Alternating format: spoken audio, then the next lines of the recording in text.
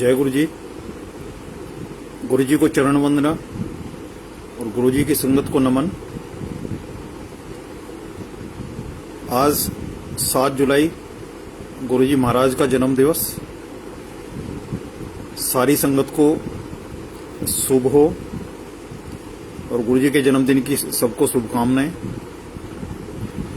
वैसे तो 6 तारीख की रात 12 बजे से ही जो है ना संगत जो है गुरु जी के जन्मदिन को सेलिब्रेट करना शुरू कर चुकी है और अभी भी चल रहा है।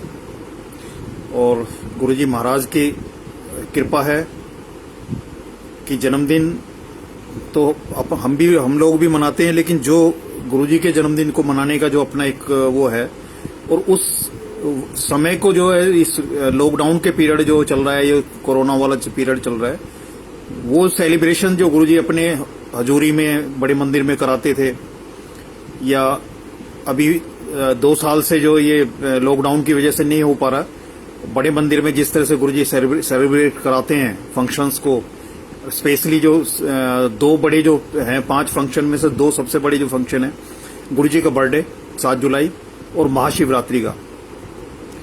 इसमें क्योंकि संगत की लगभग जो है 100% हाजिरी होती है, वो कहीं भी हो, लेकिन वो गुरु जी की हजूरी में होता है। और ये ऐसी कृपा कि रब के उसमें ध्यान में एक 24 घंटे का टाइम ऐसा बीत जाए कि आप जो है उसी में उन्हीं के साथ जुड़े रहें, उनके साथ में हो। तो इस 24 घंटे में कोई तो ऐसा क्षण आएगा जो हमारी लो उनसे लगेगी, और एक क्षण भी अगर हमारी लो लग जाती है इसमें, तो हमारी जो ये तपस्या है या ब्लेसिंग्स जो हैं गुरु जी की, वो सफल हो गई। गुरु जी 2006 में मैं जुड़ा था गुरु जी के साथ में, तो 2006 में ही जब गुरु जी का बर्थडे आया था, तो वो एक बर्थडे था जो गुरु जी का साक्षात, जब चोले में थे गुरु जी, तो तब उनके उसमें मनाने का मौका मिला था। तो फंक्शन के एक अलग से एक उमंग हुआ करती थी, जैसे सेवा जो गुरु जी बख्शते थे और बड़े मंदिर पे सेवाएं चल रही होती थी, तो उस समय जो है मतलब पूरा ये ध्यान होता था कि भी जैसे 7 जुलाई का आया हुआ है, तो पता है कि संगत भी ज्यादा होगी और सजावट वगैरह है उसके हिसाब से वो भी ज्यादा होगा, और सेवाएं भी उस हिसाब से बढ़ जाती हैं। यानी कि जैसे दो इंसानों की जो है ना अगर खाना बनाना है तो उसके लिए कितना अरेंजमेंट करना पड़ेगा, और उसी की जगह 100 का इंतजाम करना होगा, तो उसी हिसाब से उसी रेशो में वो बढ़ जाता है। तो ऐसे ही था कि नॉर्मल जो संगीत में आती संगत, उसके मुकाबले में जो फंक्शंस होते थे गुरु जी के, तो वो मतलब उनका अलग ही था। वो रेशो इतनी ज्यादा होती थी कि देख के जो है एक बहुत अच्छा महसूस होता था। तो पहला गुरु जी का बर्थडे जब मनाया था, तो तब मैं तो जल प्रसाद की सेवा में था, और मतलब अंदर और बाहर दोनों तरफ जो है वो सेवा के लिए उसमें थे उस टाइम पे। और जो जितनी भी सेवाएं गुरु जी ने जो बख्शी उस टाइम पे अपनी हजूरी में, और आज तक जो बख्श रहे हैं और सेवा करवा रहे हैं, जो जैसी भी है जो भी है, क्योंकि सेवा का कोई रूप नहीं होता। जैसे सत्संग कोई बड़ा छोटा नहीं होता, सेवा भी कोई बड़ी छोटी नहीं होती। जो भी सेवा बख्श दें, क्योंकि ये लेके चलें कि जो हमारी बीमारी है, तो जो डॉक्टर दवाई देगा वो हमारी बीमारी के अनुसार देगा। तो ऐसी सेवा जब गुरुजी सेवा बख्शते हैं, तो वो भी उसके हिसाब से है। हमारा दिल क्या चाहता है ये एक अलग चीज है। जरूरी नहीं है कि जो हम चाहते हैं वो हमारे लिए अच्छा हो, लेकिन जो मालिक चाहेगा वो अगर उसको हम एंजॉय करें, अगर उनकी कृपा को, उनकी ब्लेसिंग्स को हम महसूस कर सकें कि उन्होंने जो हमें दिया, हम उसमें, वो कहते हैं इंसान जो है ना सुख के साधन करता है और उसके चक्कर में अपनी खुशी भुला देता है। तो ऐसे ही है कि जो सेवा हाथ में दी है, उसके अलावा अगर मन आता है कि भी ये जो है बड़े हॉल के अंदर जो है ना सेवा जो कर रहे हैं वो बहुत ज्यादा गुरु जी के ब्लेस्ड हैं, या जो शिवलिंग सेवा कर रहे हैं वो ज्यादा ब्लेस्ड हैं, या जो रोड पे खड़े हैं वो गुरु जी से बड़े दूर हैं, ऐसा कुछ नहीं है। हर सेवा का अपना महत्व है। जैसे किसी गाड़ी के चलने के लिए हर पुर्जे की अहमियत होती है, ऐसी सेवा का जो है ना हर एक पॉइंट की जो सेवा है, किसी भी तरह की सेवा हो, उसमें कोई छोटी बड़ी नहीं है। हर एक की अपनी अहमियत है और उस किसी भी फंक्शन को, किसी भी उसको पार उतारने के लिए मतलब सक्सेसफुली उसको जो है करने के लिए जो है वो सेवा का होना जरूरी है हर से। अगर एक भी किसी पॉइंट पे कोई भी सेवा में कोई कोताही होती है तो सारी जो बाकी जो सेवाएं हैं उसका इफेक्ट उस पर भी पड़ता है। तो जब वहाँ गुरुजी की जब वहाँ सेवा बख्शते थे तो उस समय शुरू में तो पता ही नहीं था कि सेवा का मतलब क्या होता है, सेवाएं कैसे कराते हैं, और इसके गुरुजी के ये कल्याण करने का जो तरीका है सेवा से, जो हमारे कष्ट काटते हैं, जो हमारी परेशानी है, जो हमारी हाथ की रेखाएं बदलते हैं, जो पोछा लगवा के झाड़ू करवा के सिंपल सा ये मतलब दीवारें घिसवा के फर्श धुलवा के जो हमारी रेखाएं चेंज कर देते हैं गुरुजी। तो ये है कि सेवा गुरुजी जो बख्श रहे हैं उसमें कहीं ना कहीं हमारा जो है बहुत गहरा ऐसा मतलब रिश्ता है जिससे कि हमारा भला होने वाला है, हमारा कल्याण होने वाला है।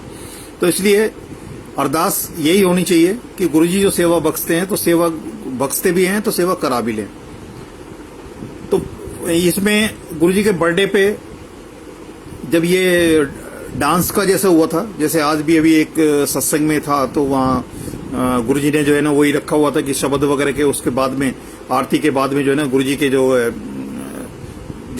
उसमें जो है ना डांस के लिए जो किया गया, तो ये गुरुजी अपने सामने भी कराया करते थे। फंक्शंस में गुरुजी खुद अपने उसको तो जैसे एक माँ अपने बच्चे को खेलता कूदता देख के, हंसता देख के, नाचता देख के जो है ना वो करते हैं, जैसे छोटे बच्चे को जैसे माँ बाप बड़ा खुश होते हैं, उनके दिली होते हैं, तो ऐसे ही गुरुजी का था कि गुरुजी जब अपने सामने, चाहे वो गुरुजी लंगर खिला रहे हों, चाहे अपने सामने सत्संग करा रहे हों, चाहे ये डांस करा रहे हो, तो गुरुजी का जो एक वो था, तो वैसे ही एक माँ का जो रूप होता है कि जिस तरह से माँ अपने बच्चे को देख खुश होती है, तो इसी तरह से संगत को गुरुजी भी देख के मतलब बहुत खुश होते थे। तो उसमें जो है ना जो डांस का जो वो था, गुरुजी की संगत को जो है ना डांस की जो वो परमिशन दी थी। तो कुछ जो यंग एज के बच्चे थे उनको गुरुजी की तरफ से अलाउ हुआ था। तो 7 या 8 थे, उसमें चार लड़के और 4 जो आंटियां जो है ना वो उसमें पार्टिसिपेट किया था। तो वो तैयारी जब करते थे तो उस समय उन्होंने उसकी रिहर्सल के लिए कोशिश की कि एक मतलब कि कहाँ रिहर्सल किया जाए। तो सब जगह गुड़गांव की, कुछ गुड़गांव के बच्चे थे, कुछ दिल्ली के थे, कोई जमुना पार्क के थे, तो कुल मिला के लेकिन उनका कोई भी वेन्यू सेट नहीं हो पा रहा था और उनकी रिहर्सल नहीं हो पा रही थी किसी भी तरह से। तो फाइनली क्या हुआ कि बात ये आई कि बड़ा मंदिर जो है ना ये सबके लिए इजी है, मतलब इजी ऐसे है कि यहाँ कोई भी आ सकता है और किसी के भी आने में प्रॉब्लम नहीं है, किसी को यहाँ रहने में भी प्रॉब्लम नहीं है। तो सबने वो वेन्यू वही किया कि सब गुरुजी के मंदिर आएंगे, बड़े मंदिर आएंगे और यहीं उसकी रिहर्सल करेंगे। तो मैं भी जो है मनोज अंकल के साथ में मैं भी जाया करता था जब वो रिहर्सल किया करते थे। तो जो नीचे बेसमेंट है जिसमें गुरुजी का लंगर हॉल जो है, उस बेसमेंट में जो वो अपनी रिहर्सल किया करते थे। तो उस पर गाना चला दिया, गाना के साथ में जो प्रैक्टिस किया करते थे। तो उनके होता क्या था कि पूरी वो कोशिश करते हैं लेकिन वो स्टेप नहीं मिल रहे, एडजस्ट मतलब स्टेप जैसा वो चाह रहे हैं वैसे नहीं मिल पा रहे। तो एक दिन पूरा लंगर से पहले जो काफी उन्होंने कोशिश की, बहुत बार रीटेक किए, बहुत बार किए, लेकिन वो उसमें सक्सेस नहीं हुए कि स्टेप एक बार भी ऐसा नहीं हुआ कि उनके स्टेप मिले। सब अपने अपने हिसाब से डांस कर रहे हैं, तो सारा मिसमैच हो रहा था। उसके बाद उन्होंने लंगर किया और वो लंगर क्या किया कि वो ये मान चुके थे कि भाई ये जो है डांस का जो है स्टेप वगैरह हैं और ये इतना इजी नहीं है कि इनको मिला सके एक साथ। तो बाद में लंगर करने के बाद जब उन्होंने फिर प्रैक्टिस शुरू की तो फिर क्या हुआ कि ऑटोमेटिकली जो है उनके जो स्टेप जो है ना वो मिलने शुरू हो गए। और ये हर दिन ऐसा हुआ उनके साथ में कि जब लंगर से पहले जब वो करते थे तो उनके स्टेप में गड़बड़ कहीं ना कहीं होती थी, कोई कुछ भूल जाता था, कोई कुछ भूल जाता था, कोई आगे हो जाता, कोई पीछे हो जाता था। लेकिन लंगर किया और उसके बाद वो परफेक्शन। तो वो जो है कि खाली पेट ना होए भजन गोपाला वाली बात है कि जब खाली पेट होता था उनके स्टेप नहीं मिलते थे, गुरुजी लंगर करा दिया करते थे तो उसके बाद वो सब मतलब स्टेप मिलते थे। फंक्शन का दिन आया, गुरुजी के सामने वही गाना और उनकी डांस की परफॉर्मेंस थी। पहली बार डांस किया, बिल्कुल एकदम सबके स्टेप जो है ना बिल्कुल प्रॉपर मिले, बढ़िया हुआ उनको। तो दोबारा उन्होंने फिर दोबारा गुरुजी ने रिपीट करा दिया रिपीट कराने के बाद फिर जो है वो उन्होंने डांस किया, फिर भी वो पूरा जैसे पहले फर्स्ट टाइम परफॉर्मेंस थी वैसी सेकंड टाइम परफॉर्मेंस आई। अब थर्ड टाइम जो मनोज ने मेरे को बताया था बाद में कि थर्ड टाइम हमारे दिमाग में ये आ गया, जब थर्ड टाइम गुरुजी ने बोल दिया कि फिर रिपीट करो, तो कि अब तो हम तो परफेक्ट हो गए, अब तो जितनी बार भी करेंगे कि हमारे स्टेप वगैरह तो बिल्कुल सही है और हमारी अच्छी रिहर्सल हमारी हो गई है, अब इसमें कोई दिक्कत नहीं। और तीसरी बार जब वो करने लगे, उनके दिमाग में जैसी ये बात घुसी कि उन्होंने उनका जो है ना परफेक्शन हो गया, और जितनी बार भी पहले वो स्टेप हुआ करते थे, अब उसके उनका हो गया, बाकी संगत का हो गया। फिर गुरुजी ना आंटी थे जो मामी जी जिनको बोला करते थे गुरुजी, उनको उठाया, उनके अंकल थे, फिर आंटीज को अलाउ किया वहाँ वो करने के लिए, डांस करने के लिए। तो मैं बाहर गेट के एंट्रेंस पे था, मैं बिल्कुल जो बड़े हॉल के एंट्रेंस पे था, तो मैं बीच में वॉशरूम के लिए गया। वापस जब मैं आया तो मैंने देखा तो वहां जो है ना आंटियां सारी डांस कर रही हैं, और उनको गुरुजी रिपीट एक बार करा दिया, फिर दोबारा करा दिया। तो मैं जब बैठने लगा तो उस समय एकदम मैं अंदर से बोला, मैंने कहा जी गुरुजी ये तो बड़ी नाइंसाफी है कि आपने आंटियों को तो जो है ना डांस करा रहे हो लेकिन अंकलों को अलाउ नहीं कर रहे। तो गुरुजी इतनी अंदर सोचा था, मैं पूरा बैंड नहीं हो पाया था, मतलब बैठ तो पाया ही नहीं था, बैंड नहीं, हल्का सा ही बैंड हुआ था, और घुटने से पैंट को थोड़ा सा उठा रहा था बैठने के लिए। इतने में गुरुजी की तरफ से ऐसे उंगली आई और उन्होंने जो है ना मेरे बैठे हुए को, मैं वापस खड़ा होता आ गया, और फिर बाद में वो अंकलों को भी जो है ना गुरुजी ने डांस कराया, और बहुत अपने सामने बहुत डांस कराया।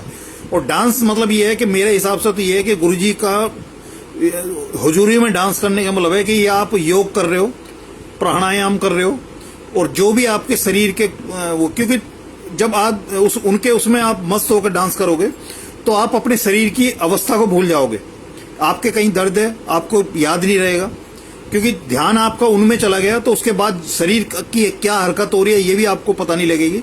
और आपकी कई ऐसी परेशानियां, शारीरिक फिजिकल कई ऐसी परेशानियां जो एक नॉर्मल डांस से गुरुजी जो है ना उसको वैनिश कर देते हैं, खत्म कर देते हैं। जो मैंने महसूस किया है कि गुरुजी जो डांस कराया करते थे उसका भी अपना पर्पस था। वो जैसे बच्चे को नाचता कूदता हंसता खेलता माँ बाप देख के खुश होते हैं, वो तो था ही था, साथ में ये था कि हमारी जो फिजिकल जो हेल्थ इश्यूज हैं उस पर भी गुरुजी वो सिंपली डांस करा के जो है ना वो सब कुछ करते हैं। और मेरा अपना जो एक्सपीरियंस मैं भी ये कहता हूँ कि आप योग कर लो, ये भी कर लो, लेकिन अगर आप खुले मन से बिना ये देखे कि हम कैसा डांस कर रहे हैं, क्या कर रहे हैं, कौन सी हरकत हम कर रहे हैं, कोई मतलब भरतनाट्यम हो रहा है कि कुचिपुड़ी हो रही है कि भंगड़ा हो रहा है, ये सब भूल के सिर्फ जो आप रिदम जो गुरुजी रिदम देते हैं, चाहे वो शब्द की हो, चाहे जो पुराने ओल्ड गाने गुरुजी चलाया करते थे उसकी हो, किसी की हो, उस पर आप एक बार मन लगा के, उन पे ध्यान लगा के अपने शरीर को हरकत देना शुरू कर दो, तो आपके अंदर की कई ऐसी चीजें जो फिजिकल कई ऐसी परेशानी है वो ऑटोमेटिकली दूर हो जाएंगे, आपको पता भी नहीं लगेगा। क्योंकि एक बार ऐसा था कि मैं और मनोज अंकल जो है हम उसके जल प्रसाद वगैरह वो ओके करके, उसके बाद लंगर प्रसाद जो होता था उसको नीचे बेसमेंट में जो है ना वो उसके लिए ले जाया करते थे हम, लंगर के लिए उठा के जो लंगर जो बर्ताने बड़े बड़े बर्तन थे तो उनको ले जाया करते। तो एक बार क्या हो कि जैसे मैं और उसके मनोज के साथ एक ऐसी कोऑर्डिनेशन था कि हम एक ही उसमें बड़े आराम से करके बड़े फ्रीक्वेंटली जो है ना नीचे रखाते थे। तो एक बार उसके साथ क्या हो गया, जैसे ही उसने उठाया बड़े किचन से और उसके कमर में चणक आ गई और बहुत तेज दर्द हो गया, लेकिन उसने मेरे को नहीं बताया। और वहां से वो लेके और सीधा जो है उसने नीचे गया, फिर वापस आया तो हल्का सा कुछ उसके चेहरे पे तो था, पर मैंने उसको गौर नहीं किया क्योंकि इतना टाइम ही नहीं होता था। पता था कि ये लंगर नीचे प्रॉपर रखा जाएगा, उसके बाद संगत आनी शुरू हो जाएगी, नीचे बैठाने लगेंगे। तो उसने सारा लंगर साथ में रखवाया वहां, और बाद में आके उसने बताया कि भाई साहब जैसे ही पहली बार मैंने आपने लिफ्ट करने के लिए बोला था, मैं जैसे ही झुक के उठाया था मेरी कमर में चनक आ गई थी और मेरे बहुत तेज दर्द हो गया। पर मैंने ये कहा कि गुरुजी हो ना हो, ये कोई ऐसे तो नहीं है कि मेरी कोई परीक्षा ले रहे हो और मैं उसमें फेल हो जाऊं। तो वो कह रहा है मैंने कोई आपको नहीं बताया, और मैं चलता रहा।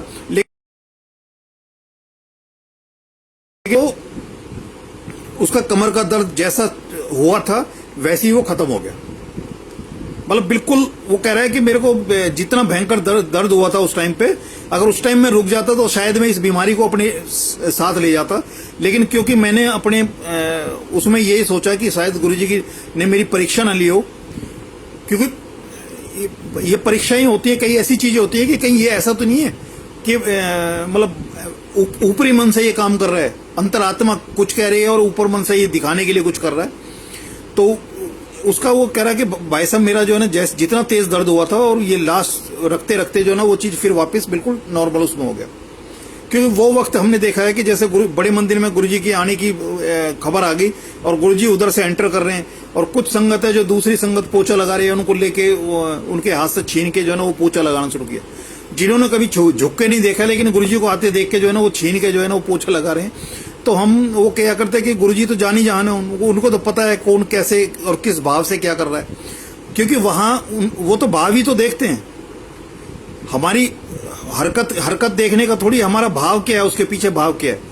हम सेवा में जब जाते हैं तो हमारा भाव क्या है उसके पीछे। कहीं उसके साथ हम कोई डिमांड लेकर तो नहीं बैठे कि कई ऐसी संगत है, मेरे पास कई दफे ऐसे मैसेज आए हैं कि जब वो घोर किसी परेशानी में होते हैं या कोई बड़ा काम करने जा रहे होते हैं तो तब उनको याद आती है कि हाँ गुरुजी के यहाँ जाके जो ना थोड़ी सेवा कर ली जाए तो शायद मेवा मिल जाएगी। मतलब एक कॉन्ट्रेक्चुअल जो है ना वो लेके चलते हैं, वो अभी भी है। कई दफे ऐसी संगत है रूटीन में कभी जो है ना वो मन से कभी नहीं आएंगे, लेकिन बाद में पता लगता है कि वो इसलिए सेवा में आना चाहते हैं कि उनके साथ कोई परेशानी चल रही है और कोई बड़ी परेशानी है और उनको लगता है कि गुरुजी के यहाँ जाकर सेवा कर लेंगे तो जो है ये परेशानी से हमारा पीछा छूट जाएगा। लेकिन ये जो सेवा का जो भाव है उस भाव में बड़ा फर्क हो गया। अभी रिसेंट का मैं अपना जो सत्संग है कि मैं अभी लास्ट वेडनेसडे की बात है, आज वेडनेसडे है, ये पिछला वेडनेसडे और उससे पिछला वेडनेसडे फोर्टनाइट हो गया करीब। वो वेडनेसडे की बात थी कि हम यहाँ से दिल्ली से और इधर लखनऊ की तरफ जा रहा था मैं अपने इन-लॉज के यहाँ। तो मेरे साथ मेरा बड़ा दामाद था, मेरी बड़ी बिटिया थी, मेरी आंटी थी और उनके 2 बच्चे थे मेरी बिटिया के। हम जा रहे थे तो उनका वर्किंग डे था, तो उसमें मैंने गाड़ी जो है ना मैंने ड्राइव करने के लिए मैंने उनसे ले ली। मैंने कहा मैं चला लेता हूँ, तो वो अपने मोबाइल पे अपना जो काम करना था, वो अपने ऑफिस का जो काम करना था वो उसमें कर ले आराम से, क्योंकि उसको बार बार कॉल आ रही थी। तो मैं समझ गया कि भाई ये ड्राइविंग में जो ना डिस्ट्रैक्ट करेगी, इसकी बार बार ये फोन आ रहे हैं, तो उसको मैंने कर दिया और मैं ड्राइविंग सीट पे बैठ गया। तो मैंने करीब पहला 100 किलोमीटर ठीक ठाक निकल गया। वहां इसमें एक्सप्रेस हाईवे की बात है, आगरा वाला जो था, आगरा वाले एक्सप्रेस हाईवे पे मैंने लिया। पहला 100 किलोमीटर निकल गया, दूसरा 100 किलोमीटर निकल गया। जब तीसरा 100 किलोमीटर था, लखनऊ हाईवे जो एक्सप्रेस हाईवे है आगरा से लखनऊ वाला, उस पे था। मैं चल रहा हूं, वैसे तो मुझे ऐसा कुछ नहीं लग रहा था, मुझे ये था कि हाईवे से जब नीचे उतरने का टाइम है तब मैं इनको दे दूंगा, अभी इसमें खुला है, इसमें चलने देते हैं। मैं आंखें खुली हुई हैं लेकिन मेरा माइंड कहीं ना कहीं सो गया, और गाड़ी की जो वो थी वो करीब 120 की वो थी स्पीड, और मैं अपना जो गाड़ी को जो है जो डिवाइडर होता है उसके साथ में चला रहा था। वो साथ में इसलिए चला रहा था कि एक साइड सेफ रहती है, जो ड्राइवर साइड है वो सेफ रहती है। तो मैंने कि जिसने निकलना होगा वो लेफ्ट से अपना आप निकलता जाएगा, क्योंकि अगर लेफ्ट सेंटर में चलाते हैं, जैसे उसकी 100 की स्पीड वाले को सेंटर में दिया हुआ है कि सेंटर में अगर चलाएंगे तो दोनों तरफ का ख्याल रखना पड़ता है कि राइट साइड में भी और लेफ्ट में भी। लेकिन डिवाइडर के साथ में इसलिए मैं चला रहा था। वो चल रहा है और चलते चलते अचानक एकदम से पीछे से बच्चों ने शोर मचाया तेजी से, तो ढम की आवाज हुई। मैंने देखा तो मैंने कहा क्या हुआ। मतलब मैं ये भी नहीं कह सकता कि मेरे को नींद आई है, अगर नींद में एकदम किसी को जगाते हैं तो वो हड़बड़ा जाता है, पर मैं हड़बड़ाया भी नहीं। तो मैंने कहा क्या हुआ, कह रहे गाड़ी जो है ना डिवाइडर से लगी है और बहुत तेज लगी है। तो मेरे को भी कुछ लगा, लेकिन मेरे को वो एक पीरियड जो है टाइम वो है मेरे उसमें नहीं आया, मेरे नोटिस में नहीं आया जो उन्होंने महसूस किया। और उनको ये लगा कि गाड़ी उड़ चुकी है, जिस तरह से गाड़ी लगी थी डिवाइडर से, तो उनको लगा था ये गाड़ी उड़ चुकी है। और मैंने जैसे ही मैंने कहा भी क्या हुआ, तो कह लगे ये गाड़ी डिवाइडर से लगी है, तो मैंने वो कह लगा रोक लो देख लो कितना डैमेज हुआ है। मैंने वो पीछे देख के साइड में गाड़ी लगाई, रोकी मैंने उसको, मैंने सारी गाड़ी को देखा। इतनी 120 की स्पीड पे अगर डिवाइडर से टकराती है तो कहीं ना कहीं कुछ होता है, लेकिन सिर्फ डिवाइडर का जो वो था, व्हाइट वाश का जो वो था, एक अगले वाले पहिए में हल्का सा उस पे निशान था। वो भी नहीं घिसा हुआ था, पहिया भी नहीं घिसा हुआ। जितना जोर से उन्होंने बताया, बच्चों ने बताया कि बहुत तेजी से टकराई है, मतलब साइड लगी एक तरह से। तो ना वो साइड लगने से इधर उधर गई है, बिल्कुल बड़े आराम से। मेरे को तो उस झटके का भी नहीं पता लगा जो झटका लगा था, और साइड में लगा। उसके बाद वो चला के देखा, कहेंगे पापा ये जो है ना थोड़ा सा लग रहा है कि अगले पहिए में हल्की सी कुछ वो हो गई है, तो इसकी अलाइनमेंट वगैरह कुछ कराना होगा उसमें। तो ऊपर नीचे झांक के देखा, कहीं कोई टूट फूट नहीं, किसी तरह की कोई बात नहीं। उसी गाड़ी से फिर वहां तक अगला जो 55 किलोमीटर 100-125 किलोमीटर का और सफर था, उसी गाड़ी से वैसे ही गए वो। हालांकि मेरे को गाड़ी नहीं चलाने दी, वहीं हम सीधे गए, वापस गए, उसको दिखा के आए, अलाइनमेंट कराया। लेकिन उस अलाइनमेंट में भी ऐसी कोई मेजर कोई परेशानी नजर नहीं आई। तो गुरुजी ने, अगर जिस तरह से हाईवे पे एक्सीडेंट होते हैं, मैं बच्चों को तो नहीं एडमिट करा उस टाइम पे कि क्योंकि मेरे को लगा ही नहीं, जिस समय उन्होंने शोर मचाया था उस समय मेरे को लगा ही नहीं कि मैं सोया हूं। और कहीं ना कहीं माइंड कहीं ना कहीं स्लीप मोड में चला गया था, आंखें खुली हुई थी। और जब उन्होंने शोर मचाया था तो मेरे को नहीं लगा कि मैं सोया हूं। पर बाद में मैंने जब एसेस किया तो कहीं ना कहीं ये था कि उस 120 की स्पीड पे मैं कितनी दूर तक चला के लेके गया हूं ये भी नहीं मुझे पता। उस मेंटल स्टेट में जब मेरा माइंड सो गया, उस समय कितनी दूर तक मेरे को लेके गए हैं वो भी नहीं मेरे को पता। और वो कैसे उस टकराने में, और जितना शोर, जितनी जोर से लगा था, जितना बच्चों ने मेरे को बताया कि बहुत तेज आवाज है, हमें तो लगा था कि उड़ गए हम सारे। वो कितना किलोमीटर चला ये भी नहीं पता, वो जितनी जो उसका इम्पैक्ट होना था उस टकराने का वो भी नहीं पता। तो मैं तो ये कि पूरी जितने भी हम थे साथ में, गुरुजी ने सारी उनको इतना उससे बचाया है। जैसे गुरुजी पहले भी बचाते रहे हैं, संगत को भी बचाते हैं, मुझे भी कई बार वो जिंदगी दी है। वो दिन भी मैंने था कि उस हाईवे के एक्सीडेंट का कोई नहीं बता सकता कि 120 की स्पीड पे चलती हुई गाड़ी अगर डिवाइडर से टकराती है, किसी चीज से भी टकराती है, इवन किसी कुत्ते से भी टकराएगी तो वो भी बड़ा मेजर नुकसान करके जाएगा। लेकिन वो था कि इतना होने के बाद भी गुरुजी ने बिल्कुल सबको सेफ रखा। गाड़ी में भी कोई ऐसा डैमेज नहीं था, कुछ भी नहीं था जिसको हम ये कह सकते कि गाड़ी टकराई थी। तो गुरुजी जब चोले में थे तब भी, गुरुजी जब चोला छोड़ने के बाद में अब भी, जैसे पहले हमें सुरक्षा कवच में रखते थे ऐसे ही वो आज भी रखते हैं। उनकी कृपा में बढ़ोतरी हुई है, घटोतरी नहीं है। बढ़ोतरी क्या है कि जितनी गुरुजी संगत बढ़ा रहे हैं तो उस हिसाब से संगत को जितना ब्लेस कर रहे हैं, जितना गुरुजी संगत का कल्याण कर रहे हैं, तो उनकी कृपा बढ़ी है। संगत बढ़ी है तो उनकी कृपा भी बढ़ी है।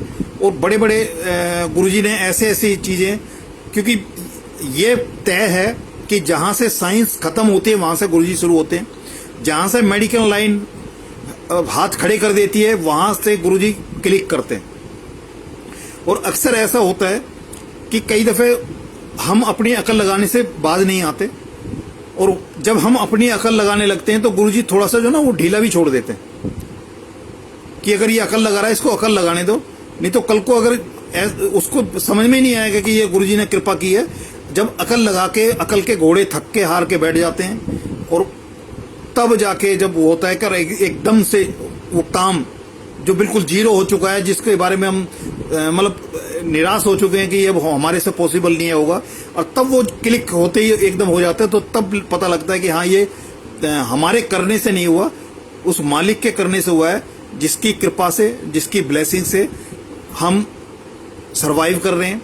और आज मैं एक ही बात कह रहा था कि पिछले 1-1.5 साल से जितनी संगत या जो अभी बिना किसी मेजर परेशानी के इस फेज से निकल के आज तक आ चुके हैं, तो ये भी उस मालिक की कृपा है, गुरुजी की कृपा है कि उन्होंने ऐसे उसमें जिसमें बड़े बड़े जहाज डूब चुके हैं, बड़ी बड़ी घटनाएं सुनने को मिलती हैं, और उसमें जो उसमें उस वापस आ सकता है। लेकिन ये सारी चीजें जुड़ी हुई हैं जिंदगी से। और सबसे पहली जो हमारी जो पहली और आखिरी क्या है कि जिंदगी है तो ये सब कुछ है। एक बार एक प्रैक्टिकल किया था, वो कहते हैं कि माँ जो है ना, सबसे ज्यादा माँ अपने बच्चे को प्यार कौन करती है कि बंदरिया करती है, कि जो मरने के बाद भी वो छाती से वो अपना आप ही सूख के निकल जाए तो निकल जाए, पर वो अपनी छाती से उसको हटा के नहीं रखती। जो बंदरिया होती है उसको कहते हैं कि वो अपने बच्चे को सूख के अपना आप ही गिर जाए, उसका गिर जाए, लेकिन वो अपने बच्चे को मरने के बाद भी अपनी छाती से लगा के रखती है और वो अपने आप अपनी मर्जी से उसको नहीं हटाती। तो अब ये तय हुआ कि भी इसको कैसे ये वो किया जाए कि भी ये सबसे ज्यादा ये प्यार करती है। तो एक ड्रम में उनको बैठा दिया बच्चे के समेत, उसको माँ को और बंदरिया को और उसके बच्चे को उसमें बैठा दिया और उसमें आहिस्ता आहिस्ता पानी भरने लगे।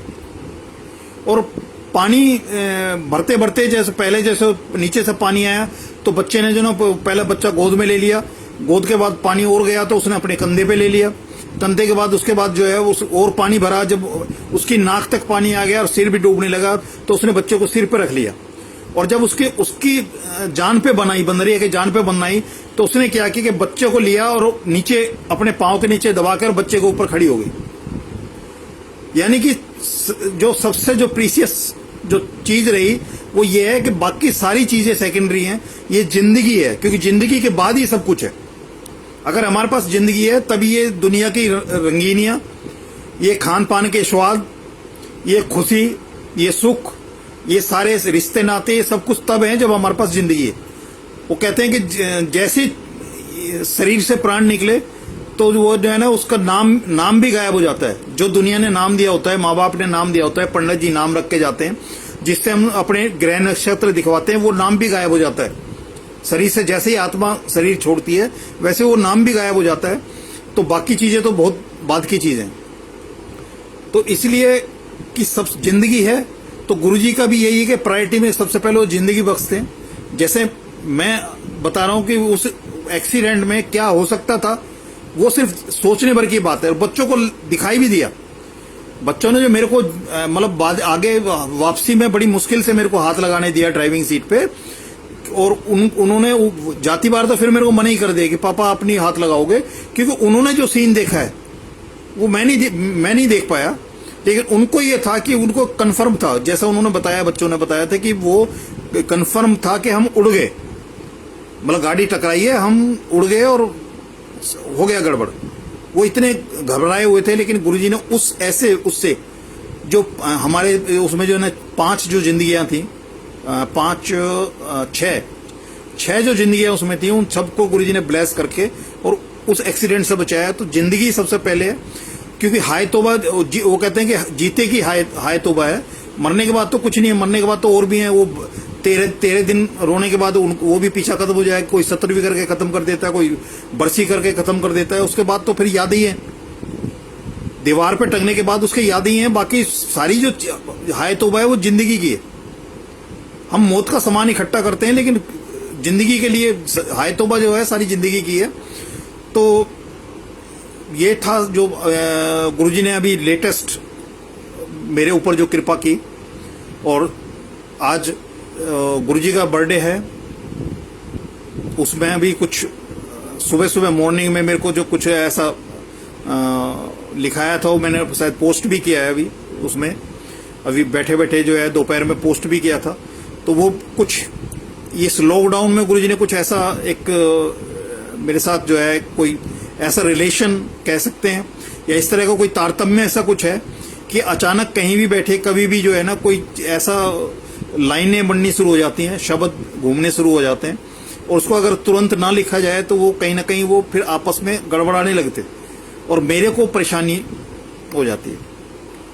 मतलब अगर मैं उसी टाइम ना लिखा जाए तो ऐसा काफी टाइम ऐसा होने लगा है कि अगर मैं कोई ड्राइविंग कर रहा हूँ और सपोज वो चीज शुरू हो गई तो उसके बाद मेरे को कई दफा रोक के भी, इवन 2 व्हीलर रोक के जो है वो उनको पेन डाउन करना पड़ता है। मोबाइल नहीं चल पाता जैसे दिन की रोशनी में, उनको पेन डाउन करना पड़ता है। और ऐसा भी कई दफा हुआ है कि रास्ते में आया, उसको पेन डाउन किया और वो प्रोसेस चल रहा है मेरा, और ऑफिस में जाने के बाद मैं किसी की नमस्ते भी नहीं ले पा रहा क्योंकि मेरा मेरा उस तरफ वो जा रहा है, और मेरे को ये है कि जितना जल्दी इसको इस पे मतलब लिख लूंगा मैं उसमें। और पेन से भी लिखना इतना इजी नहीं है, उसकी जो स्पीड होती है वो पेन से भी नहीं लिखी जाती, और डायरेक्ट उस पर टाइप करना पड़ता है मोबाइल पे। तो ये गुरुजी का यार किस तरह के शब्द, क्योंकि काफी ऐसे शब्द हैं जो इस्तेमाल मैंने अपनी लाइफ में नहीं किए, लेकिन वो शब्द उसमें जब आते हैं तो उनके कई दफे मैं मतलब ढूंढता हूँ गूगल पे जाके। मेरे को खुद देखना पड़ता है कि ये जो शब्द यहाँ इसमें ये जो आ रहा है कि इसका कोई मतलब भी है या वैसे ही लिखा गया है ये। लेकिन ये तय है कि उसमें मैं सिर्फ एक डाकिये का काम कर रहा हूँ, मुझे नहीं पता। वो बाद में मैं उसको रीड आउट करता हूँ तो तब मेरे को लगता है कि मतलब क्या ये तुकबंदी है या जो भी कुछ है वो गुरुजी जानते हैं कि क्या कहते हैं कि। लेकिन इसके पीछे की मैं आपको सत्संग बताता हूँ कि बहुत पहले, ये करीब 2011 के आसपास की बात है। तब एक आंटी हैं हमारे टूर आंटी, उनको कभी गुरुजी ने बोला था कि वो बिलायती मेरा कबीर है, और उन्होंने मेरे को ये सत्संग ये बताया भी था कि गुरुजी ने ऐसे से बोला है आपके बारे में। लेकिन वो चीज आई गई होगी कभी, क्योंकि कभी अंदर कुछ आया ही नहीं, इस तरह का आया नहीं, और बात खत्म होगी। लेकिन अभी ये लॉकडाउन में पिछले लगभग 1 साल से वो चीज है, तो मेरे को ध्यान आता है कि गुरुजी ने 10 साल पहले वो उनको एक मैसेज दे दिया था मेरे बारे में कि भी वो है। तो मेरे को नहीं पता उसमें कौन किस तरह की भाषा इस्तेमाल हो रही है, किस तरह का क्या है, वो सब कुछ चल रहा है। तो अब क्या है ये संगति बता सकती है, क्योंकि पहले मैं उसको एक डायरी में लिखने की कोशिश की, तो जब लिखना शुरू किया तो मेरे से नहीं लिखा गया, मेरे से मतलब हुआ ही नहीं, वो प्रोसेस नहीं हुआ। फिर मैं उसको जो आ रहा था मेरे को अपने पास रखना शुरू कर दिया। फिर मैंने ऐसी संगत में बताया मैंने कि मेरे साथ इस तरह से हो रहा है, पर इसका क्या मतलब है मेरी भी समझ में नहीं आ रहा, और ये मैसेज भी किसके लिए, मेरे लिए है किसी संगत के लिए, ये भी मेरी नहीं आ रहा। तो मैंने वो कहा, फिर एक अंदर से ये हुआ कि इसको जो है ना सारी संगत को बांट, जितनी संगत को दे सकता है उसको दे, जिसके लिए जो मैसेज है उसमें वो उसको उनकी समझ में आ जाएगा। और ऐसा कई दफे जब होता है उस चीज का कि जो था मामला, कि कई दफे कहीं एक आंटी से बात हुई कि आज जो हमारी बातचीत हो रही थी और उधर से जो आपका जो मैसेज उसमें डला है, जो चीज हमारी बातचीत में आई हुई तो सारी चीजें उसमें आ गई हैं। तब वो मेरे को समझ में आया कि वो गुरुजी किसके लिए क्या मैसेज दे रहे हैं वो गुरुजी जानते हैं। जैसे एक ये जो पहले लाइट ऑफ डिविनिटी थी, ये बुक गुरुजी की आज्ञा से जो है ना इसको कंपाइल किए गए थे। गुरुजी की संगत के सत्संग जो है ना, इसके अंदर वो गुरुजी की ब्लेसिंग्स थी। तो जीतू अंकल हैं जो बताते हैं, जिनको गुरुजी ने सेवा दी थी इसको कंपाइल करने की, सत्संग वगैरह को, और गुरुजी ने पूरी छूट दी थी उनको कि भी क्या करना है, कैसे करना है। तो कौन कौन से सत्संग उसमें आने हैं ये सब गुरुजी की सिलेक्शन है।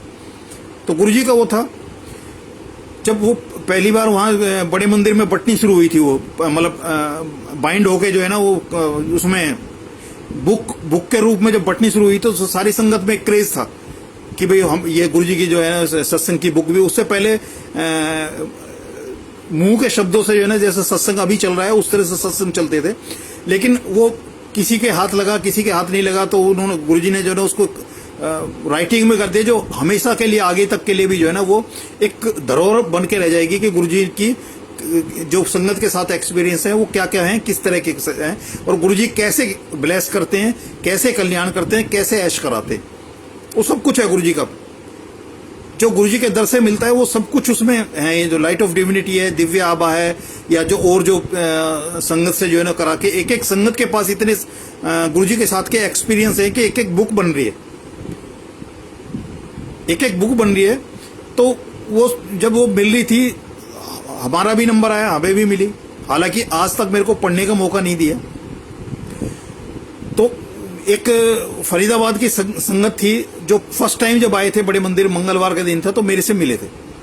तो होता क्या है कि जब हम पहली बार किसी के साथ इंटरेक्शन होता है, कहीं भी हम जाएं या किसी के थ्रू जाते हैं, तो हम सब पहले अगर वो मिलता है तो हम उसको जरूर ढूंढते हैं, उसको जरूर विश करते हैं। बाकी से तो जब जान पहचान होगी तब हम करते हैं। लेकिन जिसको तो वो आंटी ने जो है ना मेरे को एक दिन मैं सेवा कर रहा था तो मेरे को बोला कि अंकल वो मेरे को लाइट ऑफ डिविनिटी की बुक चाहिए गुरुजी की। तो मैंने कहा आंटी आज तो मेरे पास नहीं है।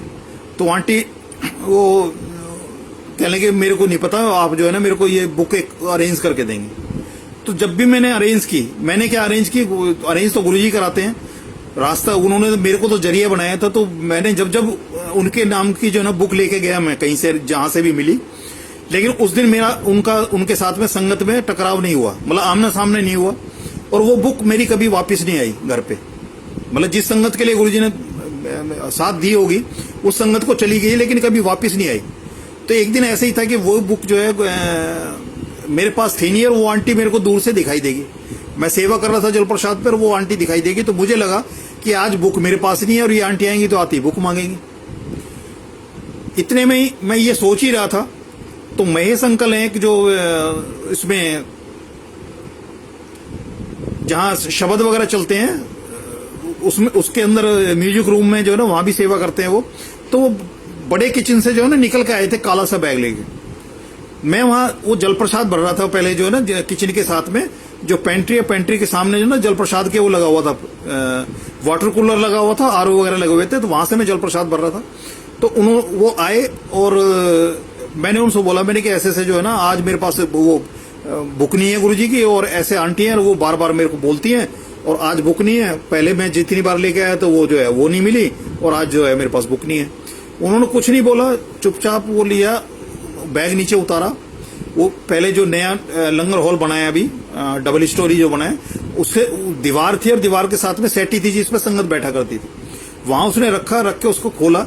तो मैंने उसमें झांक के देखा तो उसमें 6 लाइट ऑफ डिविनिटी थी। तो उन्होंने बिना मेरे से कोई मतलब एक भी शब्द के लिए एक उसमें से निकाली और मेरे को दे दी। अब मैं मतलब मेरे को हो गया कि अब आंटी आएंगी तो मतलब कम से कम उनको शिकायत का मौका नहीं होगा कि भाई उनकी बुक नहीं दी मैंने। जैसे ही वो आई तो मैंने आंटी को जय गुरुजी हुई है, जय गुरुजी के साथ में मैंने उनको बुक दे दी। वो बुक लेके उनके साथ एक आंटी थी, वो बीच में उसी सेटी पे बीच में बैठ गए। वो पेड़ था बीच में, वो बाद में तो वो खत्म हो गया जब नया हॉल बनाया। तो उसी के साथ में वो बैठे और उसको रीड आउट कर रहे थे। मैं अपने सेवा में इधर से उधर मैं जा रहा था। एक बार उन्होंने मेरे को बुलाया, मैंने कि अंकल एक बार एक मिनट सुनो। मैं उनके पास गया तो उन्होंने मेरे को जो अपना सत्संग वो बताया कि अंकल मैंने ये जो बुक आपने दी है गुरुजी की जो लाइट ऑफ डिविनिटी है, मैंने रैंडमली ऐसी पेज खोला और मैं उस पर जो सत्संग मेरे सामने आया मैं उसको पढ़ने लगी। तो मैं अंकल इस जो सत्संग है इसका वर्ड टू वर्ड जो है ना मेरे सत्संग है। जिस परेशानियों से घिरी हुई जिन दिक्कतों को मैं लेके गुरुजी की शरण में आई थी वो इसमें वर्ड टू वर्ड मेरा सत्संग है, लेकिन लास्ट में नाम किसी और का लिखा हुआ है। कह रहे कि नाम किसी और का लिखा हुआ है, लेकिन इसका एक एक शब्द मेरी लाइफ का जो मैं जिन परेशानियों को लेके मैं गुरुजी के दर पे आई थी वो सब कुछ इसमें वो लिखा हुआ है, लेकिन अंत में जो नाम है वो किसी और का है। तो उनके साथ जो आंटी थी वो आंटी थी जिन्होंने उनको गुरुजी के बारे में बताया था, बड़े मंदिर का बताया था कि बड़े मंदिर ऐसे बड़ा मंदिर है, भाटी बाईस में बड़ा मंदिर है। और वो पहली बार जब आई थी मेरे से मुलाकात हुई थी। इतने में उन्होंने आंटी ने मेरे से बोला कि भाई वो जो है ये आंटी जो है इनको लॉकेट चाहिए। तो मैंने चुपचाप जेब से निकाला, लॉकेट एक था मेरे पास में, वो मैंने वो दे दिया। और लॉकेट क्या था कि वो एक अंकल थे, तनेजा अंकल हैं, वो टॉफी प्रसाद बांटा करते थे। तो उन्होंने मेरे को मुट्ठी बंद करके टॉफी प्रसाद दिया। और मैंने नॉर्मली क्या होता था कि वो मुट्ठी बंद करके कई दफा वो जेब में ही डाल देते थे, या मैं जैसे मुट्ठी में देते मैं बंद करके ही डालता था। लेकिन मैंने उस दिन वो खोली उन टॉफी प्रसाद के साथ में एक लॉकेट था। तो मैंने बोला, मैंने कि अंकल ये लॉकेट, तो कहने लगे रख लो, वैसे तो मैं इसके साथ नहीं रखता पर ये कैसा आ गया आप रख लो। तो गुरुजी को ये पहले से तय था कि ये लॉकेट जो है ना वो आंटी की कहीं अरदास लग रही है कि उनको लॉकेट चाहिए, तो पहले से उसको अरेंज कर दिया गुरुजी ने कि वो टॉफी प्रसाद के साथ में वो लॉकेट दे दिया। जैसे उन्होंने मांगा वो चुपचाप मैंने उनको दे दिया। उन आंटी ने भी उस बुक में से जो पढ़ने को उनको मिला, उनके पास भी उससे पहले वो बुक नहीं थी। उन्होंने भी अपना एक हल्के से ये चीज बताया था कि उनको भी ऐसा ही सत्संग सुनने को मिला जो उनकी लाइफ का था। उन्हीं आंटी का था कि एक दिन उन्होंने मेरे से मोबाइल नंबर लिया, सेवा कर रहा था मैं, तो मैं ऑफिस में था, 3 बजे के करीब उनका फोन आता है कि अंकल मैं ऐसे फरीदाबाद से बोल रही हूँ और 2 मिनट है, मैं आपसे बात कर सकती हूँ? मैंने कहा हाँ हाँ, संगत के लिए तो टाइम ही टाइम है, आप बोलो। तो उन्होंने बोला कि जब पहली बार आप मिले थे तो आपने ये बताया था, हमें बता रहे थे कि भी आज मंगलवार है, मंगल और बुध को मंदिर बंद रहता है, ना बड़ा हॉल खुला मिलेगा, ना समाधि खुली मिलेगी, और ना ये जो गुरु जी की कुटिया है वो खुली मिलेगी। लेकिन कह रहा उस दिन आप हमें बता रहे थे तो हमारा मुंह जो है ना, उनका मुंह था उसकी समाधि की तरफ और मेरा मुंह था बड़े हॉल की तरफ। तो कहने लगे उस दिन जो है ना, जब आप हमें बता रहे थे तो अंदर जो है समाधि के अंदर एक पीछे हाथ बांध के ऐसे और पीछे राउंड राउंड घूम रहा था उस समाधि की। तो मैंने उस दिन ये सोचा कि अंकल देखो, हम फर्स्ट टाइम आए हैं तो हमें तो ये कह रहे हैं कि भाई जो है ना, ये ना समाधि खुली होगी, ना ये बड़ा हॉल खुला होगा, ना कुटिया खुली होगी, लेकिन ये पुरानी संगत है तो वो आते हैं तो मतलब उनके लिए सब कुछ खुला है, ऑफ डेज में भी। लेकिन कह रहा मैंने जैसे ये ऐसे शेयर किया था कि मेरे को अंकल ने ऐसे ऐसे बता रहे थे ये बंद रहेगा, और उस दिन जो है ना कोई घूम रहे थे। तो उन्होंने पूछा भी कैसे, देखने में कैसे थे जो अंदर घूम रहे थे? तो तब उन्होंने जब बताया तो उन्होंने बताया कि ये तो साक्षात गुरु जी थे, जो आप उनकी जो आउटलाइन बता रहे हो और जिस तरह से वो पीछे हाथ करके जैसे आप घूमता वो बता रहे हो, वो तो गुरु जी थे। तो कह रहे उस दिन मैं आपके उसमें प्रति जो है ना वो कर रही थी कि आप हमें इस तरह नई संगत होने की वजह से ऐसे कह रहे हो, लेकिन गुरु जी ने तो साक्षात पहले दिन ही मेरे को दर्शन दे दिए। और ये हमारे अपने कर्म भी हैं कि वो पहले क्षण में हमें दर्शन देंगे, एक पहली उसमें झलक में अपने से रूबरू करा लेंगे, या हमें वो टाइम लगेगा। वो है कि हमने अपने और उनके बीच में कितने पर्दे डाल रखे हैं, हमारे कार्मिक पर्दे कितने हैं जिनको हमें साफ करना है। मतलब शीशे के ऊपर हमारे जो मन का शीशा है उस पर कितनी गंध है जिसको हमने साफ करके उसमें जो है ना आर पार देख सकें, उसको कर सकें। या कोई कहते हैं कि दर्पण के अंदर अगर सही देखना है तो पहले उसको अच्छे से साफ करना होगा। तो हमारे कर्म है कि पहली बार में, क्योंकि जैसे मैंने 14 साल का वनवास काटा एक तरह से, कि पहले जो गुरुजी की जो तरफ से जो संदेश मिला था मेरे को, यानी कि गुरुजी का जो बुलावा था वो तो 14 साल पहले था, 2006 से पहले। लेकिन मेरी अपनी नालायकी थी, मेरा अहम था, मैंने जो अकल लगाई, वो अकल लगाने से क्या हुआ कि मैं 14 साल बाद गुरुजी ने बुलाया अपने दर पे और अपने साक्षात दर्शन दिए। और ये बहुत सी संगत है, ये हम सवाल करके अपनी अकल लगा के जो ना हम अपना नुकसान कर रहे हैं, उनको तो पता है। तो टाइमिंग प्रायोरिटी गुरुजी की है, पेशेंस रखना बहुत जरूरी है। हमारी लाइफ की सबसे बड़ी परेशानी आज की जो अब जो कलयुग का जो ये फेज चल रहा है, इसमें सबसे बड़ी परेशानी है हमारे, चाहे पारिवारिक हो, चाहे रिश्तों की हो, चाहे वर्क प्लेस पे हो, कहीं भी हो, वहां मेन ये है कि हम पेशेंस नहीं रख पा रहे, इम्पेशेंस है, हम सुनने को ही तैयार नहीं है। और जब तक हम किसी की ढंग अच्छे से सुनेंगे नहीं, मतलब अपनी खिड़कियों को अंदर की तरफ नहीं खोलेंगे, इनकमिंग वाली जो फ्री है, जैसे शुरू में मोबाइल अभी जो पहले चला था तो वही था, पहली बार तो आउट गोइंग इन गोइंग दोनों की जो है ना पैसे चार्ज होते थे। फिर ये हुआ कि इनकमिंग फ्री है और आउट गोइंग पे चार्ज था। फिर उसके बाद ये इनकमिंग फ्री और आउट गोइंग पे अभी भी वो चार्ज है। तो गुरुजी के यहाँ भी है कि इनकमिंग फ्री है, आप शब्द सुनते हो, इनकमिंग फ्री है, आउट गोइंग मतलब बोलने में चार्ज है, अगर बोलोगे तो वो चार्ज लगेगा, वो आपको देना पड़ेगा। ऐसी सत्संग है, इनकमिंग फ्री है, उसको रीजनिंग करके, उसको क्वेश्चनिंग करके ऐसा हो सकता नहीं हो सकता, क्योंकि गुरुजी जहां हमारी सोच, मैं जब बता रहा हूं कि जहां साइंस खत्म होती है, जहां मेडिकल लाइन खत्म होती है, वहां से तो वो शुरू होते हैं। तो हमारी ये जो किताबी ज्ञान है, जो हमारी किताबों में लिखा हुआ है और जितने हमारे अध्ययन मनन किए हुए हैं, वो उन तक पहुंच पाएंगे, क्योंकि वहां जहां हम खत्म होते हैं वहां से वो जब शुरू हैं, तो हमारी तो अप्रोच जहां लास्ट होती है वहां से जब वो शुरू है तो हम वहां तक कहां पहुंच रहे हैं। आज ही मैं इसी बात को एक संगत के साथ में शेयर कर रहा था कि एक शरीर है हमारा, इसके अंदर कोई कीड़ा, कोई जीवाणु या कोई जीव जो है हमारे कोई लीवर में पड़ा हुआ है, तो वो लीवर में सारे में घूम रहा है। तो वो जब भी कोई बात करेगा, उसकी जो अप्रोच है, उसकी जो लिमिट्स हैं वो पूरे लीवर तक रही। वो कितना भी एक्सप्लेन कर ले, लेकिन पूरे शरीर को हमारे को एक्सप्लेन नहीं कर पाएगा। जिसका किडनी में है वो किडनी तक है, जिसका पेट में है वो पेट तक है, जिसका माइंड में वो माइंड तक। तो जहां जो है तो इस ब्रह्मांड में भी जो जहां है उसका उतना ज्ञान उतने तक ही है उसमें, उससे बाहर निकल के जब वो आएगा और वो पूरे उस चीज को देख पाएगा तभी तो उसका वो एक्सप्लेन कर पाएगा कि क्या चीज है। जैसे एक वो था कि एक शुरू में एक देश था जहां वो कि उन्होंने कभी हाथी नहीं देखा था, हाथी क्या होता है वो नहीं देखा था उन्होंने। तो उन्होंने एक एक्सपेरिमेंट किया गया एक बहुत बड़े हॉल के अंदर अंधेरा करके, और उनकी आंखों पर पट्टियां बांध के और हाथी अंदर खड़ा कर दिया गया और उसको उन लोगों को अंदर भेज दिया गया कि वो स्पर्श करके हाथ से टटोल के देखेंगे और फिर बाहर आके उनसे पूछा जाएगा कि भी अंदर उन्होंने क्या मतलब क्या है वो अंदर। तो जब वो अंदर सारे गए जाके जो है ना वो बाहर आए, निकल के आए, जब सारा अपना पूरा उसको क्या हाथी को देखा, छू के देखा, सब तरह से देखा, तो बाहर आए उन्होंने, तो जिन्होंने उनको अंदर भेजा उन्होंने बताया जी अंदर एक जीव है, एक पशु है जिसका नाम हाथी है, तो आप अपना अपना बताओ कि हाथी कैसा था। तो जिसके पांव हाथ में आए थे उसने टटोल के पांव देखा, ऊपर से नीचे देखा, तो उसने बोला कि जी हाथी थमले की तरह है, जैसे ये होते हैं बीच में थम होते हैं उसकी तरह है। जिसकी ने कान देखे तो उसने बताया पंखे की तरह है, जिसने सूंड देखा उसने कहा तने की तरह है।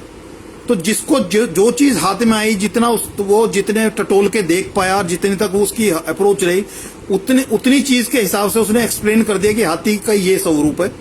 लेकिन बाद में जब उनको लाइट जला के और पूरे हाथी को दिखाया गया, तब उनको सबको पता लगा कि जो उनका ज्ञान था, जो उन्होंने उस अंधेरे में, उस अंधकार में जो जितना उन्होंने महसूस किया, जितना उन्होंने टटोल के देखा था, जहां तक उनकी अप्रोच हुई उस हाथी में, और जो अब उन्होंने देखा उस हाथी में जमीन आसमान का फर्क है।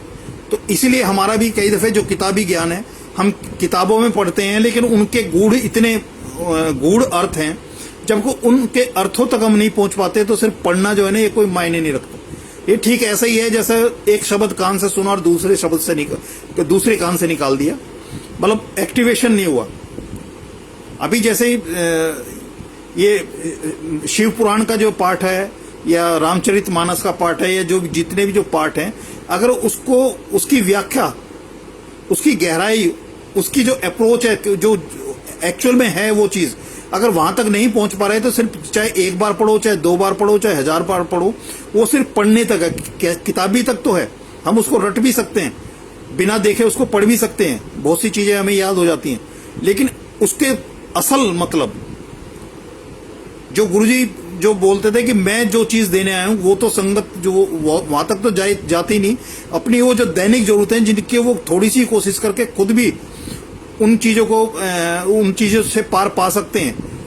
लेकिन डिपेंडेंसी कई दफा हो जाती है कि जो चीज हमें करने के लिए भी, हम कर्म करने के लिए भेजा, उनके लिए भी हम कोशिश करते हैं कि दूसरा आके कर जाए, लेकिन फल हमें मिले।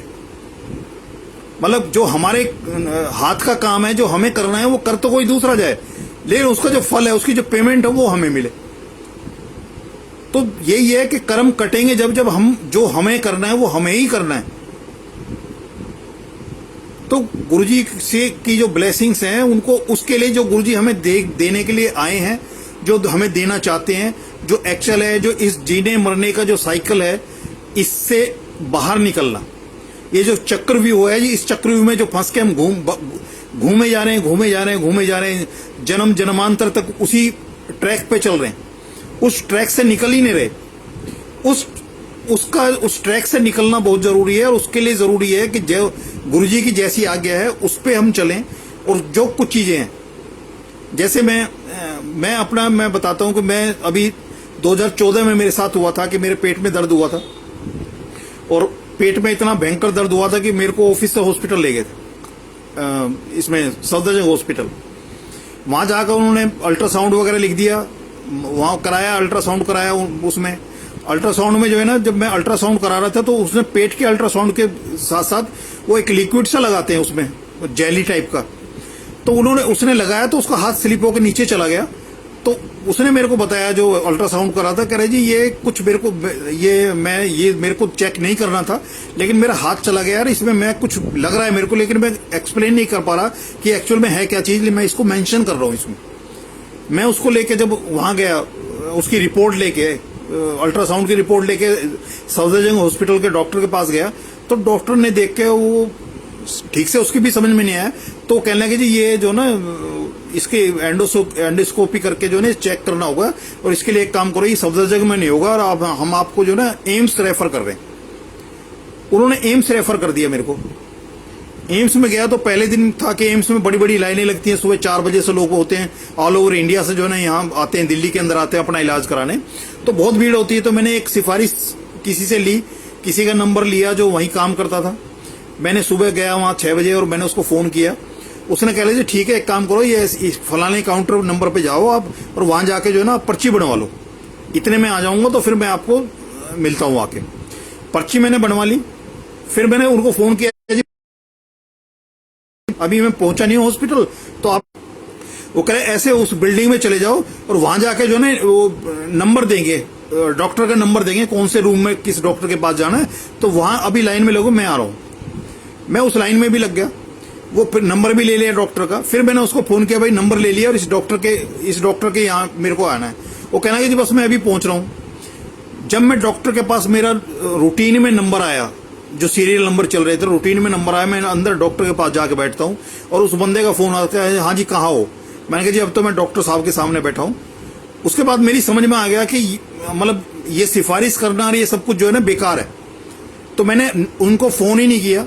हालांकि उसने बाद में आके मेरे को बोला कि जी ऐसे ऐसे एक डॉक्टर है, उनके मदर की बड़ी क्रिटिकल पोजीशन थी और उनको अब थोड़ा सा खतरे से बाहर है, उसके चक्कर में लगे हुए थे, इस वजह से जो है ना आपको थोड़ा सा जो है ना लेट में मुलाकात हुई। मैंने कहा जी कोई बात नहीं, मेरी तो ऐसी हालत नहीं है कि मेरे को मरने जैसी नौबत है, लेकिन आपने उनके साथ जो किया, कोऑपरेट किया है, डॉक्टर को कोऑपरेट किया, उनकी मदर को उस खतरे डेंजर जोन से बाहर जो किया है, तो ज्यादा जरूरी था, तो ठीक है कोई बात नहीं। मैंने उनको कुछ नहीं किया, वो किया, लेकिन नेक्स्ट टाइम से मैंने उनको फोन भी नहीं किया। मैं उसी रूटीन में, जो पहले दिन हुआ था उसी रूटीन में हुआ, वहां भी मेरा अल्ट्रासाउंड हुआ, उनकी भी समझ में कुछ नहीं आया। डॉक्टर ने पर्सनली मेरा जाके अल्ट्रासाउंड किया, एक तो टेक्नीशियन होते हैं, उसने पर्सनली मेरा अल्ट्रासाउंड किया विद इन 1 मंथ, जबकि एम्स में शायद ऐसा कोई चांस नहीं हुआ। विद इन 1 मंथ जो है ना मेडिकल बोर्ड बैठा मेरे लिए, बोर्ड के सामने मेरे को पेश किया गया, मेरा अल्ट्रासाउंड कराया गया, फिर उन्होंने तय किया और मेरे को एक डेट दे दी, कुछ सामान मेरे को लिखा और कहने लगे जी आप इस दिन किसी एक रिश्तेदार को लेके और एक स्ट्रेचर लेके जो है ना आ जाना मॉर्निंग में। मेरा छोटा भाई मेरे साथ में था, उसने ये एम्स और उसके सामने जो मेडिकल स्टोर है उसमें मेरे भाई का जो एक दोस्त है वो काम करता था, तो उसको जब पर्चा दिया तो वो कहने लगा भाई साहब एक काम करो, मैं जो ना अम्मा को दे आऊंगा शाम को, आप जो है मैं ये अम्मा को दे आऊंगा शाम को, आप छोड़ जाओ पर्चा। शाम को वो अम्मा के पास वो सामान दे के आया। मदर ने जो है ना मेरी फोन किया मेरे को कि भैया तेरा कल ऑपरेशन है। मैंने कि मेरे को तो कोई ऐसा ऑपरेशन नहीं बताया। कह रहा वो राकेश सामान दे के गया और वो तो ये कह रहा है कि ये भाई साहब का क्या ऑपरेशन है। मैंने कि नहीं, मेरे को कोई ऑपरेशन वगैरह नहीं बताया, मेरे को तो यही है कि छोटा मोटा कोई सामान बताया था उन्होंने, मैंने ले लिया उसको। अगले दिन जब आया तो मैं स्ट्रेचर इशू करा लिया। जब हम वहां गए तो उन्होंने वो एंडोस्कोपी किया, और एंडोस्कोपी किया कि सरकारी उसमें क्या है कि मैं पूरी तरह से बेहोश भी नहीं हुआ, क्योंकि जो स्क्रीन पे चल रहा था वो सारा प्रोसीजर सब कुछ मेरे को पता था। और जैसे ही डॉक्टर ने वो प्रोसीजर पूरा किया, करने के बाद कहने लगा जी हो गया। मैंने कहा जी पता है। कि जी क्या पता है? मैंने कहा जी दर्द को छोड़ के सब कुछ पता है, मतलब सब क्या क्या आपने किया है, कैसे क्या क्या हो रहा था मेरे साथ में, सब कुछ पता है। उन्होंने मेरे को कुछ नहीं बताया और दो घंटे के करीब जो है ना स्ट्रेचर पे ही लेटा रहा मैं। और वहां से उन्होंने जब छोटे भाई से पूछा मैंने कि इनसे पूछ करा क्या है था क्या क्या किया इन्होंने, तो डॉक्टर से उसने भाई ने पूछा कि नहीं जी क्या था, तो डॉक्टर ने बताया कि नहीं जी इनके जो है स्टोन्स थे और सीबीडी में स्टोन थे उसमें, और वो स्टोन निकाले हैं। तो जी उसने पूछा कितने, तो हंस के डॉक्टर बोला कह रहे जी इतने थे कि एक कमरा बन जाता। आए जी हम घर चले गए, उन्होंने कोई हिदायत नहीं दी, कोई प्रिकॉशंस के बारे में नहीं कहा, बात खत्म होगी। उसके बाद फिर एक दिन ऑफिस में ऐसे ही था और मेरे को वही पेन उठ गया। फिर हॉस्पिटल में गया मैं, और हालत एक दिन ऐसी हो गई कि मैं आरजी स्टोन में जाना पड़ा, क्योंकि स्टोन की बात आ रही थी कि स्टोन है, तो स्टोन के लिए मैं आरजी स्टोन गया। उन्होंने गॉल ब्लैडर निकाल दिया। गॉल ब्लैडर के साथ में जो है वो 3 दिन के बाद गॉल ब्लैडर का ऑपरेशन भी कर दिया, लेकिन मेरा लीवर का इन्फेक्शन शुरू हो गया और वो इतना बढ़ गया कि उस डॉक्टर बैठ गया, उसकी समझ में नहीं आया। एक दिन कहने लगा जी इतना इन्फेक्शन, इतनी हैवी डोज देने के बाद भी, एंटीबायोटिक देने के बाद भी अगर इन्फेक्शन है तो मेरी समझ में नहीं आ रही क्यों ये इतना बढ़ रहा है। फिर हमने ILBS में जाके अपॉइंटमेंट लिया। मैंने बच्चों को बताया, मैंने कि ये डॉक्टर की लिमिट खत्म हो चुकी है, इसकी समझ से बाहर है ये केस, तो वहां चलते हैं। वहां हमने दिखाना शुरू किया। यहां जितना हमने काम कराया था वहां जाकर उसने फिर बता दिया कि 11 mm का जो एक स्टोन है वो लीवर हुआ है। और उन्होंने वो जो मेरा यही कह के मेरा वो किया था उन्होंने कि भाई आपके जो ना 11 mm का स्टोन है। और सब कुछ करने के बाद फिर वहां मेरा 11 mm का स्टोन निकला। और उसके बाद परेशानी इतनी हो गई कि मेरी 13 बार ERCP हुई। हर 2 महीने बाद जो है मेरी ERCP होनी शुरू हुई। और जब 13वीं बार हो रही थी मेरी ERCP, तो वो मेरे को समझाते थे बेहोश करने से पहले कि जी आपका ये प्रोसीजर करना है। तो मैंने कहा जी आज 13वीं है तो इसलिए मतलब बताने की जरूरत नहीं है, सब कुछ पता है मेरे को। यानी कि मेरे मुंह से निकल रहा है कि आज 13वीं है, क्योंकि 13वीं बार वो मैं उस प्रोसीजर को करा रहा था। तो मैंने कहा जी आज 13वीं है तो आप मुझे समझाओ, मतलब कर लो इसको। तो जो डॉक्टर था जिसने करनी थी ERCP वो वहीं खड़ा था। वो मेरे से बोला कि जी आप इसको गिनो मत, ये 50 बार भी हो सकती है, 100 बार भी हो सकती है। जब जब आपको ये दिक्कत होगी तब तब आपको आके ये प्रोसीजर कराना ही पड़ेगा। तो मैंने फिर होम्योपैथिक का डॉक्टर के पास में जाना शुरू किया। और होम्योपैथिक के डॉक्टर के पास जा रहा था, डॉक्टर ने उसने बताया था कि जी भी मेरे को जो है ना 3 महीने दे दो, हाँ 1 महीना मेरे को दे दो कि आपको जो है ना ऑपरेशन की नौबत नहीं आएगी। उसने एक कंफर्म किया था, नहीं तो 5 हॉस्पिटल में, इवन हैदराबाद में गया था, उस डॉक्टर ने तो ये बताया था। मैंने उसको व्हाट्सएप पे वो भिजवाई थी अपनी सारी रिपोर्ट्स वगैरह जितनी भी थी मेरी, सारे उसकी रिपोर्ट देख के उसने मेरे छोटे भाई को इमीडिएट बोला कर जी अपने भाई साहब को एक बार बुला लो। मैं जब उसके पास गया तो उसने मेरे को सबसे पहले छूट के एक बात बोली थी, कहने लगी जी जो आपने रिपोर्ट भेजी है, जिस आदमी की ये रिपोर्ट है, रिपोर्ट के हिसाब से वो आदमी जिंदा नहीं होना चाहिए, इस दुनिया में नहीं होना चाहिए। लेकिन आप मेरे सामने बैठे हो तो ये ऊपर वाले की ब्लेसिंग्स है। जब उसके मुंह से ये ब्लेसिंग्स वर्ड निकला तो मेरा छोटा भाई और हमारी नजरें मिली तो हमें समझ में आ गया कि ये जो ब्लेसिंग्स किसकी हैं हमें तो पता था कि गुरुजी महाराज की ब्लेसिंग्स है, जो मेरे को उस हालात में जहां डॉक्टर ये कह रहा है कि आपकी रिपोर्ट के मुताबिक जिस आदमी की ये रिपोर्ट है उस रिपोर्ट ये कहती है कि ये आदमी मतलब जिंदा नहीं होना चाहिए और आप सामने बैठे हो तो ये ऊपर वाले की ब्लेसिंग्स है। उसने यहां तक बोला था कि लीजिए आपके पास टाइम नहीं है, आप इमीडिएटली जो है एडमिट हो जाओ और 15 दिन में यहां से ऑपरेशन करा के ही जाना। मैं उनको बोल के आया था कि जी मैं सारा जो पैसा मेरे पास था, बच्चों के पास था, मैं सब डॉक्टर को पूछ चुका हूँ हॉस्पिटल में, और अब मैं दिल्ली जाऊंगा, अरेंजमेंट करूंगा तब होऊंगा, अदरवाइज आप मेरे को लिटा लोगे, लेकिन पैसा नहीं है मेरे पास में।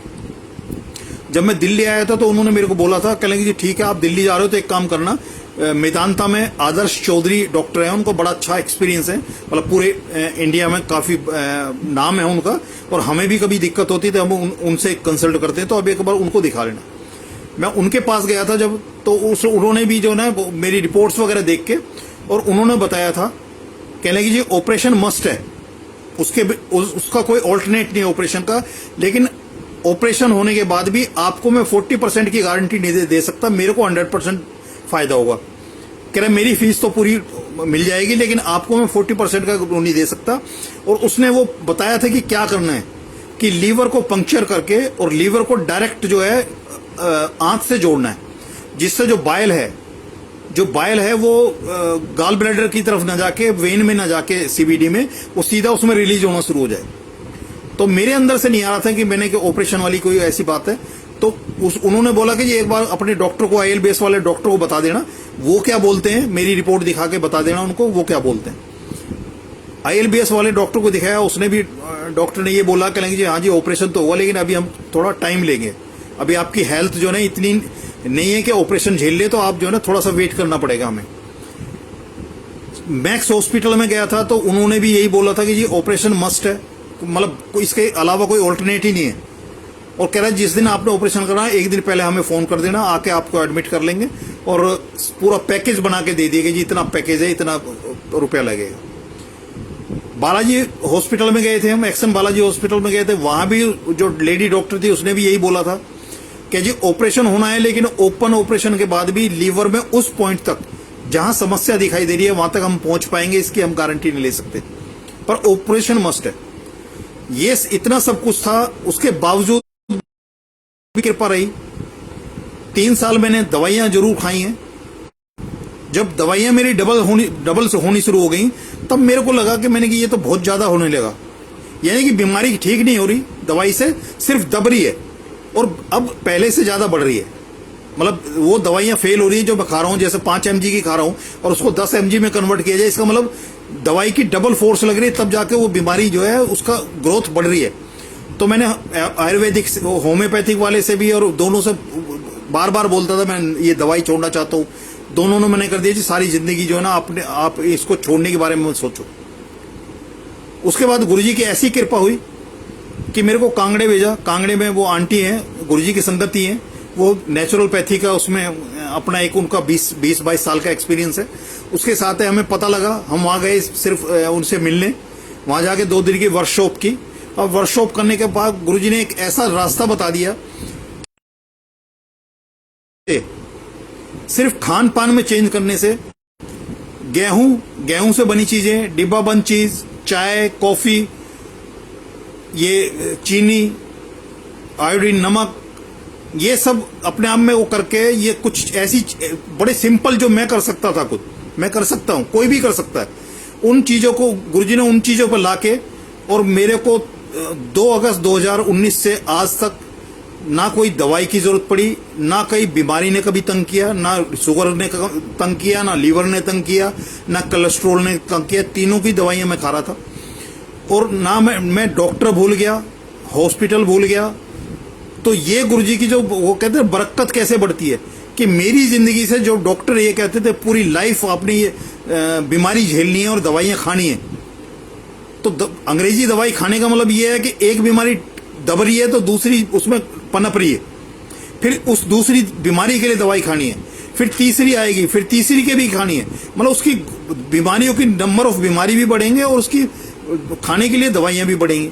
लेकिन गुरुजी ने ऐसी कृपा की कि वो सब कुछ खत्म हो गया, बीमारी भी, वो भी, तो वो बरकत, जो पैसा, चाहे वो सरकारी पैसा लग रहा था, चाहे मेरी जेब से पैसा लगता था, वो टाइम जो मैं हॉस्पिटल में बर्बाद करता था, वो शारीरिक कष्ट जिसको मैं झेलता था, वो सारा कुछ खत्म हो चुका है लाइफ में। और ये है कि वो चीज जो हम चाहते हैं कि गुरुजी हमारी बीमारी ठीक करें, अगर ऐसे किसी जरिए से जो हमारे हाथ में हम भी कर सकते हैं कि अपने जीभ के स्वाद को रोक के, मतलब सेहत और स्वाद का कोई मेल नहीं है, तो जीभ के स्वाद को रोक के अगर हम अपने उसको स्वस्थ तन को स्वस्थ कर लें, क्योंकि एक स्वस्थ तन में ही एक स्वस्थ मन विराज सकता है। अगर हमारे तन में रोग हैं तो मन कितना ही हम स्वस्थ करने की कोशिश करें, लेकिन हमारे तन के रोग का जो दुख है, जो दर्द है, वो उसको शांति से बैठने, मन को शांत नहीं रहने देगा। तो मैं ये संगत से यही अरदास करता हूं कि जो हम कर सकते हैं वो बोझ हम उठाएं, उसको गुरुजी के हर अपनी अरदास में ये ना हो कि हर चीज, यानी कि हमारे जो कर्म है वो उनसे कराएं और फल हम लेने के लिए हो। तो आज मैं गुरुजी के जन्मदिन पर फिर एक बार सारी संगत को मुबारकबाद देता हूं, गुरुजी के उसमें शुभकामनाएं सबके लिए। और गुरुजी जैसे सारी संगत को एक परिवार की तरह जोड़ रही है, और जिस तरह से जिस संगत को गुरुजी अपने हजूरी में लेते हैं, गुरुजी तो कभी नहीं छोड़ते। तो मैं उम्मीद यही करता हूं कि जब गुरुजी ने हमें चुना है, तो गुरुजी के एक चुनाव को हम अक्षरतः जो है ना सत्य करें, और अपने कर्मों से अपने जो जीने के तरीके हैं उनको, उनकी उस पे चुनाव पे को जो है ना सच्चा करें और साबित करें कि हाँ उनका चुनाव ठीक था। तो यही है कि हम सुनने के साथ में उसको गुने भी और उसको अपने जीवन में उतारे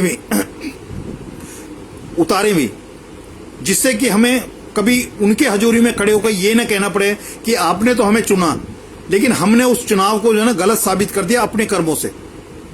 जय गुरु जी। आज के लिए इतना ही।